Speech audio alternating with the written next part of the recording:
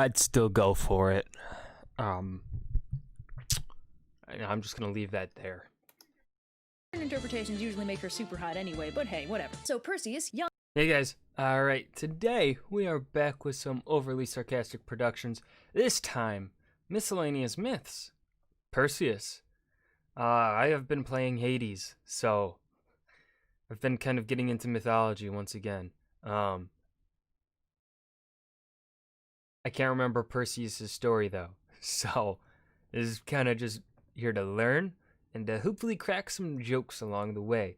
So let's go ahead and enjoy this pretty short video by them. And I think it's one of their older ones, so perhaps we can compare it to the previous two videos that we have watched and, you know, see how much they've grown since this video. So, this is the first video in what'll probably be a longish series of God, miscellaneous this was myths. their first Now, initially, miscellaneous myth? I'll primarily be focusing on Greek mythology, as it's one of the mythologies that's been more influential to popular culture in the past millennia or so. But I think we all know how bad I am at staying focused on one subject at a time, so we might roam pretty far afield in this series. Don't get disoriented if we leave off in Thebes and start up again in Central America. Now, to start us off simply, I'll be covering a myth that you're probably all at least vaguely familiar with, mostly because references to it got catapulted back into popular. If you're part of my generation, you've read this book. You've read these books. That's just fact. I'm fairly certain if you are a young millennial to older Gen Z, you have read the Percy Jackson books.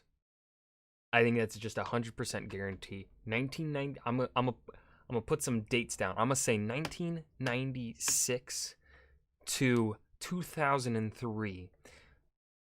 In that time span, that is a guarantee of people that have read the Percy Jackson books. That time span, that 7-year grouping of youth, of children and adults are the ones that have certainly read this book. Yes. Popular culture within the past few years. It's the story of Perseus and Medusa. Now, as is often the case in Greek mythology, Perseus' story begins long before Perseus actually does. In fact, it begins with a prophecy. Now, this particular prophecy isn't as cushy as... Oh, hold up. Murder your dad. No. Do not do that one. Prophecy cushiness. Hold on, I gotta read this. Take the ring to Mordor. Become Trigon's gate to Earth. Vanquish Lord Voldemort. Vanquish Lord Voldemort. Die in the process. Bring balance to the Force. Play card games with your arch nemesis forever. Be invincible, but die if you try to fight. Become king, although Banku's kids will succeed. I can't read that right. I don't know. Become the legendary Super Saiyan. Cushiest. Found Rome. Be remembered forever. It's the last one we dealt with. In this case, the king Acrisius was told by an oracle that he was doomed to die at the hands of his grandson. Acrisius took this news about as well as you'd expect and decided his only course of action was to lock his childless daughter Danae in an underground cell and basically leave her there to die. Ungrateful kids these days don't even remember how Kronos solved his kid. I have old age. You know, I don't... Yeah, but remember what happened to Kronos, dude? His kids killed him. I don't often say this, but why don't you just kill her? But Zeus, who never met a mortal woman he didn't want to make sweet, sweet arrows to, spotted the beautiful Danae in her prison, and unwilling to let something like eternal solitary confinement stop him, turned himself into a rain of gold and showered himself into her cell, whereupon he made her pregnant and left. Man, isn't that just like a deity? You can bet he's not going to pay child support either. So Danae has a kid, and her dad panics because of the prophecy, and stuffs her and the kid into a trunk and throws it into the ocean. Jesus! With the kind of father figures this kid has, it's going to be a miracle if he doesn't grow up to be a psychopath. So Danae and her son, whose name, as you've probably already guessed, is Perseus, drift ashore on the tiny island of Seriphus, where they're taken in by a childless fisherman and his wife. So Perseus grows up with 3 parents and 1 absentee godfather, and his life is pretty chill. Until the king Polydictes decides that Perseus' mom has got it going on, and decides to make her marry him. However, Danae refuses, and Polydictes is too scared of Perseus to press the issue. So, like any sane ruler, he decides to get Perseus out of the way by sending the lad on a quest that'll almost certainly kill him, and that way he'll be able to get with Danae without any interference. Sounds like a solid plan. Thumbs up. Polydictes convinces Perseus to go out and slay the Gorgon Medusa, a woman who had once been beautiful, but after she and Poseidon got busy in one of Athena's temples, she was cursed by the goddess to have badass snake hair and also be so hideous as to turn anyone who looks at her into stone. I'd still go for it. I'm just gonna leave that there.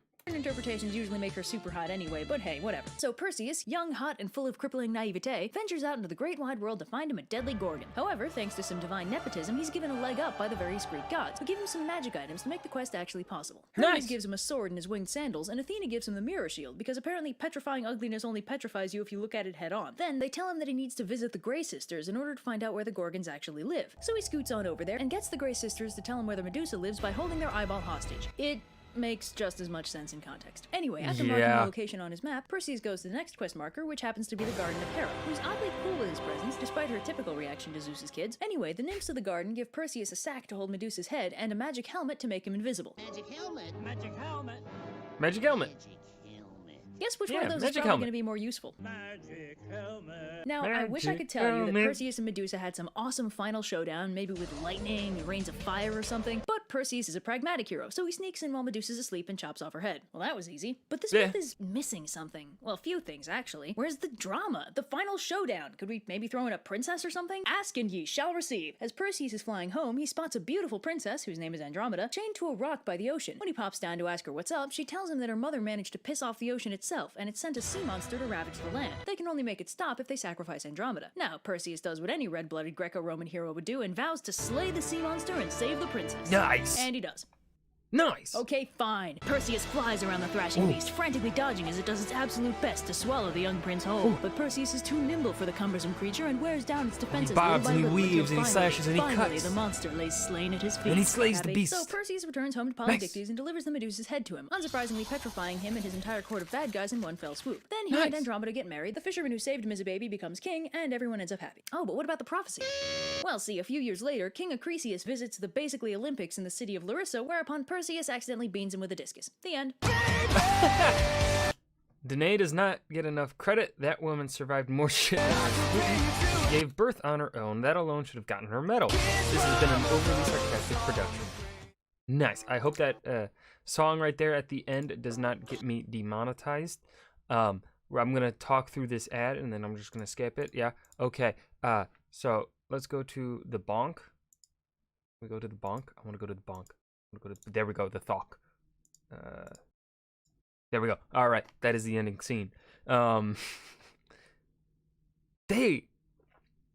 Overly Sarcastic Productions is such a good channel. Chef's kiss. Chef's kiss. Brilliant. Oh, sorry, microphone. Brilliant. That's really all I have to say.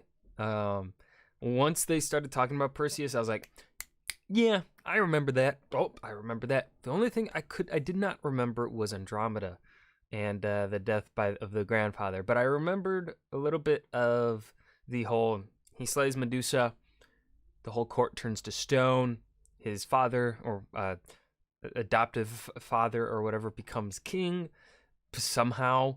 I guess just 'cause he's like the only person not turned to stone and Perseus doesn't want it. Even though he's the hero, I guess.